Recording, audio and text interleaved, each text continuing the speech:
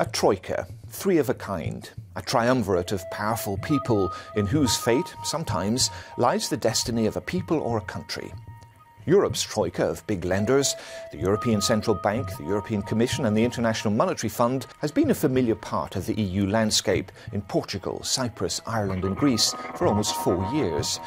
But it is by no means the first ever troika. They've been around in different ages and different parts of the world, acting as technical administration or interim power broker.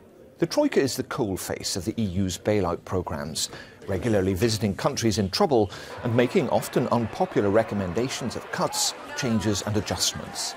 Validation of these belongs to another Eurozone body, but the fiercest criticism has often been directed at the Troika. And here's where it all started, in a meeting room at the European Council in Brussels. At the beginning of May 2010, finance ministers of the then 16 members of the Eurozone met in emergency session here to agree a €110 billion bailout for Greece. Doing the running on the ground, checking the books, budgets and balance sheets, imposing the cuts and reforms, was and remains the Troika. So how does the Troika work? Are they the dark cardinals of European neoliberalism, as some contend, or the guardian angels of a cherished European project, the euro, as others say? Who do they speak for and answer to?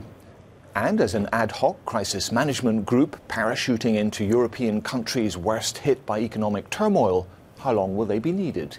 Wir sind mit dem Rücken zur Wand gestanden und haben jetzt das Licht am Ende des Tunnels angezündet. Wir kommen weiter, aber die Krise ist noch nicht vorbei. The Troika was set up in 2010. It answers to the now 18 Eurozone members of the Eurogroup. One of its key tasks is to make projections on current performance and future prospects. Another is to agree memoranda of understanding with recipient countries to get their finances and banking systems stable by mutually accepted conditions, on which the delivery of the bailout tranches depends. These vary from country to country, but in one or another, they've included recapitalising banks, liberalisation and privatisation of parts of the state sector, cuts in public spending, increased tax collection, and radically improved governance. So, is the Troika working? Well, the people here at the European Commission headquarters say it's prevented the disorderly default on loans and severe social consequences in those countries. They add it's also helped prevent the spread to other countries of a potentially contagious run on banks. Also, it's worth remembering the sums mobilised so far, €396 billion. But there are some who question the claim of containing negative social fallout and the wisdom of austerity over stimulus.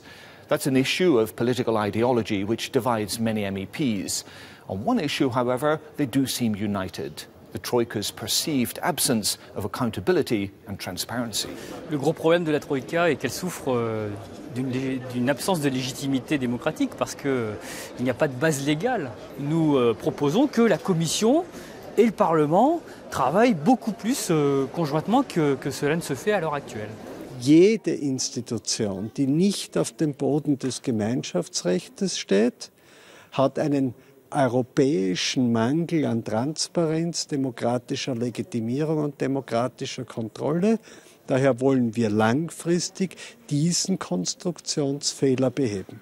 Another question as to how it works is it working together? I.e., are all its members singing the same tune? Apparently not all the time. Strong words from the head of the IMF, former French Finance Minister Christine Lagarde, over the way the Troika managed the first tranche of Greece's bailout in 2010, and the fact that debt restructuring was then ruled out. History alone will judge the rightness of the Troika's recommendations of austerity versus stimulus. What's clear right now, however, is that there's still a job to be done to clean up the financial systems in many member states. The only team doing that is the Troika.